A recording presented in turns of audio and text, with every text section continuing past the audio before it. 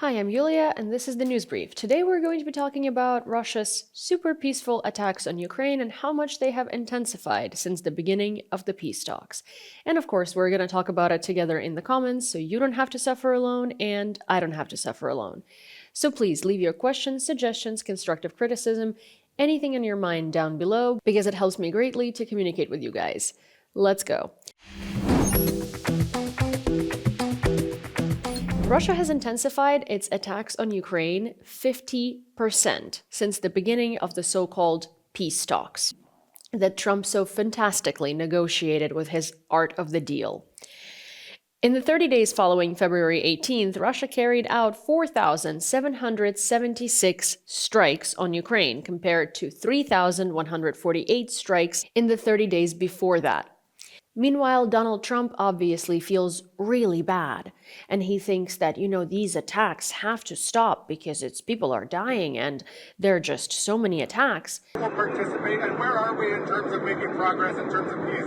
We're talking to Russia. We'd like them to stop. I don't like the bombing. The bombing goes on, and every week thousands of young people are being killed. And it's a horrible thing that should have never started, would have never started if I were president, 100%. Russia, in response to him, said, well, Donnie, sure, we're happy to create a ceasefire, but we still have a lot of questions that need to be answered. Predominantly one being militarization of Ukraine, Zelensky being the head of the government of Ukraine, and all of Russia's usual bullshit, which basically means, hey, we're not gonna stop the attacks until you dismantle Ukraine's government to our liking, until you stop giving Ukraine means to defend itself, and basically until we get everything that we want to get out of Ukraine. Again, proving that it's not about negotiations. It's about Russia unwilling to change anything and wanting to continuously strike Ukraine. Speaking of that, on April 4th, there was a horrendous attack on Ukraine, on Kryvyi Rih, which is actually the city where Zelensky was born and raised, and it hit a playground. Russia kept trying to say that it didn't hit a playground, it didn't hit a residential area, it actually hit a military infrastructure center. But let's see what it actually did hit. The center of a residential neighborhood in Kryvyi Rih with a ballistic missile. 14 people were confirmed killed, including many children. More than 50 people were injured. The rescue operations were ongoing for days afterwards. There was a playground in this residential center, and this is what it looks like post-strike.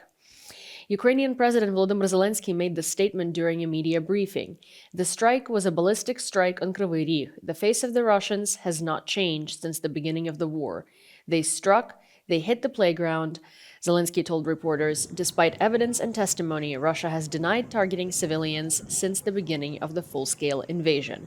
Meanwhile, the youngest victim of Russia's strike on Kryvyi Rih was 3 months old. Of course, he was definitely a military general, and he was definitely doing some secret operations, right? More than 30 people remain in medical institutions post the strike, and many parents are mourning their children that have died or have been injured in this horrendous attack.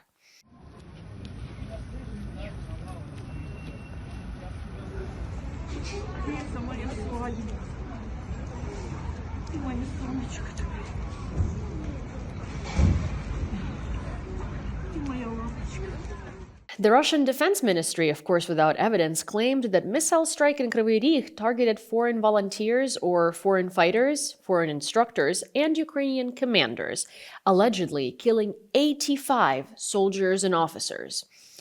Meanwhile, of course, Ukrainian authorities have provided actual evidence that there was no military infrastructure there. It was a civilian building, and mostly Russia ended up targeting and successfully annihilating the targets that were children.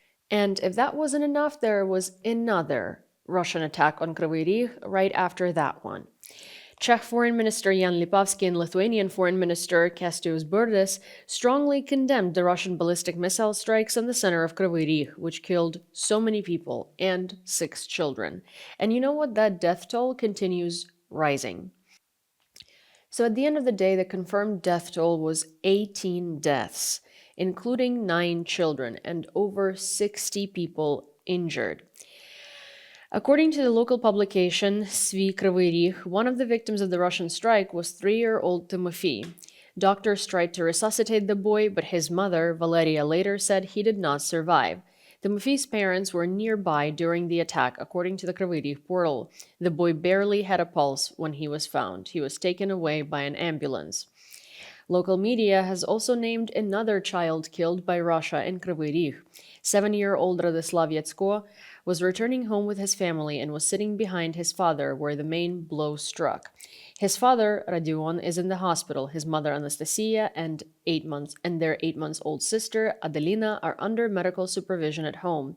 The little girl was injured by shrapnel. The children's grandmother, who was also in the car, is in the hospital. In total, there were 9 children, as I already said. 3-year-old Timofey, 7-year-old Radoslav, 7-year-old Arina, 9-year-old Herman, 15-year-old Danilo, 15-year-old Mikita, 15-year-old Alina, 16-year-old Konstantin, 17-year-old Mikita. Tell me that Russia is striking military institutions and Russia is eliminating targets that are, incredibly consequential for them in terms of warfare, because these 9 children, ages under 12, definitely were a big danger to Russia and Russia's ability to conduct warfare in Ukraine, right? Meanwhile, Russia, of course, continues denying their involvement. Trump continues calling on Russia to stop the strikes and saying things that Russia is definitely going to hear because, they care about his or anyone else's opinion. And in the meanwhile, OSINT actually confirmed that there was no military facility that was hit by Russia. Investigators have refuted the Russian Defense Ministry's claims about the missile strike on Kryvyi Rih. Independent analysts reviewed and geolocated photos and videos from the impact site. Their findings show that the bodies of the victims were located about 20 meters from a children's playground and 70 to 100 meters from a Rose Marine restaurant, which Russian sources claimed was intended target. The restaurant itself sustained only minor damage from striking shrapnel. The overall pattern of destruction suggests that the missile used had a warhead filled with preformed debris designed for maximum harm to people. Again, of course, Russia is doing this because military facilities, and of course, Russia is doing this because, there is so much threat to them. Zelensky reacted to the event saying that Russia refuses the unconditional ceasefire, of course, because it wants to preserve the ability to strike Ukrainian cities and ports from the Black Sea. He emphasized that Ukraine accepted the U.S. proposal for an unconditional 30-day ceasefire. Meanwhile, Russia declined that proposal. Russia only accepted not to strike Ukraine's energy infrastructure for not even 30 days, but foreseeable future, and they did not adhere to that either. So the strike on Kryvyi Rih is a U.S. signal that Russia will continue the war. Russia has demonstrated a complete disregard for international peace efforts under Trump's leadership. This is Moscow's signal to Washington that Putin will continue the war and kill Ukrainians until he feels a different level of pressure and force. The agency noted that it had informed partners and international organizations about the details of the Russian strike on Kryvyi Rih and called for clear public reactions, condemnation of Russian atrocities, and concrete actions to increase pressure on Moscow and strengthen Ukraine. While Trump says that he doesn't like the strikes and that there are sanctions for Russia coming, Russia doesn't care for those. There have been 3 years of sanctions, and Russia has managed to circumvent almost all of them. Russia understands one language, and it's force. Arming Ukraine and giving Ukraine everything that Ukraine needs and more is a very clear signal to Russia that they can't be doing what they're doing. So if you really do want to help Ukraine, you would not be talking to Russia, talking them up, talking warmly of Putin. You would not be trying to create sanctions. You would be giving Ukraine weapons. Because unfortunately in this war, if Russia stops fighting, the war is over. If Ukraine stops fighting, Ukraine is over. Meanwhile, April 6th was deemed by Ukraine the day of mourning for the victims of Kryvyi Rih. You know what happened on April 6th? I'll tell you. I normally disregard my personal safety, and I know it's a terrible thing, and I don't go to the bomb shelter when there are most of the air raids, unless it's ballistics. On the night or morning of April 6th at around 5 a.m. or 4 a.m., I was laying in bed, unable to sleep for unrelated reasons, and I heard an air alert. There was one earlier about drones, so I was like, you know what? I don't think anything is going to come out of it. It's drones again, so I'm just going to go to sleep. 2 minutes later, there was an explosion that was so strong that my windows in my apartment opened. And I mean, I don't get spooked by explosions easily, trust me. I don't get spooked by explosions as much as I should. I was terrified. My hands were shaking. My dogs were absolutely losing their everlasting. And I grabbed them and we ran out of the apartment and to the bomb shelter. As I was running out of the apartment, I heard car alarms going off. My building was still kind of shaking, and I heard another explosion. And it was, again, it felt really, really close. I later found out it was a ballistic missile strike, and that particular ballistic missile strike, one out of the 6th that morning, hit our office. You might remember that there was a cruise missile strike that destroyed our office a couple of months ago. Well, this time it was a ballistic missile strike that hit specifically into our building. Again, so our new office is destroyed as well. Fully destroyed. The office that was being built.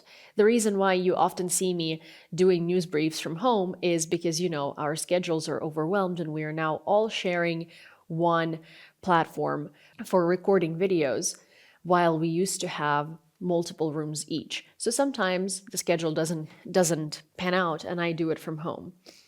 Well, that was supposed to change in May. Now it's not going to change indefinitely because, our channel doesn't have unlimited resources to continuously keep building new studios. And the interesting thing is, Russia knew that there was this channel there. Now, we don't know if we were specifically the target, but Russia absolutely loves targeting journalists, and Russia absolutely loves targeting Ukraine's free press and Ukraine's media, because media tells the world what we can do. This is a clear violation of warfare, and this is a clear violation of human rights. So for that reason, there were documents submitted to the OSCE and the UN pinpointing specifically what happened and how Russia is violating human rights, war conduct, by targeting Ukrainian media and Ukrainian journalists yet again. But this is not all that happened in Kiev that morning. There have been horrendous strikes on multiple different places. Ukraine was under a massive missile attack, and the consequences of the attack on Kyiv are as such. In the Darnitsky district, a fire broke out in a non-residential building. Another building was destroyed, and 3 parked cars caught fire. In the Oblonsky district, a fire erupted in a furniture workshop, spreading to a neighboring warehouse. At another location, the 3rd, 4th, and 5th floors of a 5-story business center were partially destroyed. In the Solominsky district, a fire broke out in an open area, and the facade of a warehouse caught fire. 3 people were injured as a result of the shelling. 2 were hospitalized. 13 out of 23 missiles and 40 out of 109 enemy UAVs were shot down. Additionally, 53 drones were lost on location. The enemy attack that night affected Kyiv, Sumy, Kharkiv, Khmelnytsky, Cherkasy, and Mykolaiv region. The head of the Kharkiv Regional Military Administration reported this morning that Russian forces struck a high-rise building in Kupiansk with a guided missile from a rocket launcher, injuring 2 people. The strike hit the 9th floor of a residential building, causing balconies from the 2nd to the 7th floor and 4 apartments to catch fire. Work continued on clearing rubble and dismantling emergency structures in Kyiv's Oblonsky district. Oblonsky district is exactly where our office was located. So all of that was happening to our neighbors. Thankfully, everyone from our channel is safe and sound because it was way too early in the morning, but there have been victims that were located on the spot. French President Macron called for an immediate ceasefire in Ukraine, stating that Russia is mocking peace talks with its relentless shelling. On this day of national mourning in Ukraine, my thoughts are with the children and all the civilian victims of the deadly strikes carried out by Russia. Macron emphasized that Ukraine has unconditionally agreed to Trump's ceasefire. And again, Russia did not.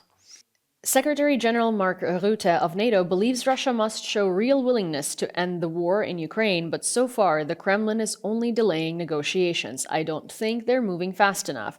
And from what I hear from my American counterparts, Russia needs to do much more to end this war. But of course, it takes two to tango, and right now, the Russians don't seem to be dancing. In the meanwhile, following the deaths of children in Kryvyi Rih, Ukraine has called for an urgent meeting of the UN Security Council and a special session of the OSCE. A Russian ballistic missile strike on Kryvyi Rih last week killed 9 children, the highest number of child casualties in a single attack since 2022. Russia targeted playgrounds in an ordinary residential area using a cluster warhead to cause maximum harm. Also, at that meeting, they're going to be talking about Russia targeting free press and journalists and Ukrainian media. And I really do hope that something does come out of these talks because, honestly, we know that talking to Russia is not going to do anything. We know that not arming Ukraine is not going to do anything. We also knew and we said, and I told you so, from the very beginning that these peace talks are bullshit talks because they're not going to lead anywhere. And meanwhile, you might think, well, how does this concern me? All of this is happening in Ukraine. I don't really care what Russia does to Ukraine. You should care because Russia is not only refusing peace by striking Ukraine, Russia is also refusing peace in some very interesting ways abroad, sabotaging a lot of things in different countries. For one, Russian spy sensors used to track nuclear submarines have been found in the sea near Great Britain, the Sunday Times reports, citing former defense ministers and senior military officials. Some of the sensors washed ashore, while others were discovered in recent years by British Navy minesweepers. According to the UK Defense Ministry, the devices were installed by Russia. Their likely purpose was to monitor submarine activity and attempt to hack underwater communication cables. And that's not it. This one is probably the most creative one of Russia's sabotages and Russia's warfare in the EU and in the Western world because boy is that spicy. Russia used sex toys for sabotage in Europe, according to the agency in July 2023, after a series of small bomb explosions at courier warehouses in the UK, Germany, and Poland. A sabotage group linked to Russia was uncovered. The explosives were hidden inside sex toys, massage pillows, and cosmetic tubes. I mean, I guess you gotta reach your goals by any means, right? But to be honest, anytime that I think Russia cannot stoop any lower, I find that they can stoop lower. And anytime that you think that this doesn't concern you and Russia is not targeting you, think again. That's not the only thing that Germany has discovered, the UK has discovered, and other countries have discovered. In fact, a new investigation by Germany's ZDF television channel has revealed that in the days leading up to the knife attack in Mannheim, internet users in Russia were actively searching for information about a terrorist attack in Germany. According to investigator Broschart, this could point to prior knowledge of the crime. We're actually seeing search queries from Russia about the attacker in advance, even the name, and that's highly unusual. The day before the attack, Russian users were also searching for live broadcasts from Mannheim Market Square, the location of the incident. That's also very, very striking. All in all, what I want to say here is that we have been hearing about the ceasefire for months now. We are all tired of it. I mean, to be fair, I'm tired of reporting on it because honestly, there is no ceasefire, there is no peace talks, and there are no steps closer to peace. As I have said many times in this broadcast, Russia doesn't care for peace. If they cared for peace, all they had to do is take their military out of Ukraine and leave. Russia cares to manipulate. Russia cares to lie. Russia cares to buy itself time to continuously keep destroying Ukraine and destroying Ukraine's allies. You're going to discover in the coming months or years that a lot of the very screwed up things that happened in your country were actually orchestrated by Russia, like this attack. These random things, terrorist attacks, explosions, all of these things that just seem unrelated, most likely, if they're out of the ordinary and it's just out of the blue, they're orchestrated by Russia. Russia does not want peace in Ukraine. Russia does not want to be your friend. America is so naive in trying to talk to Russia, negotiate with Russia, and build not a friendship, but a rapport with Russia. Russia doesn't care. Putin and Russia do not respect anybody. They have no human morals, and they have no reason really to be anyone's friend. So I want to say that we're going to be seeing more sabotage in the coming months. We are going to be seeing more Russian missile strikes in the coming months. And living here lately has been a lot more, I wouldn't say difficult, but living here lately it's been a lot scarier, because things have intensified so much. I, at this point, for the past 2 weeks, can't sleep until 5 in the morning every night. And I think I've just developed insomnia based on stress. And that's just me. Think of all of the other people. And that's Russia's strategy. Russia wants to break us, the people of Ukraine, into surrender because they know that they can't win on the battlefield. Well, that's all I have for you for today. If you enjoyed this video, or rather if you didn't enjoy this video because there was nothing enjoyable in it, please do share it with friends, give it a like, and leave a comment, because that does help greatly in the economy of YouTube for more people to see this video, and I'll greatly appreciate it, of course. Also, if you do want to see more videos with my face in them, do subscribe to the channel and turn on all of your notifications so you don't miss when the next one comes out. And I will see you next time, which is on Friday.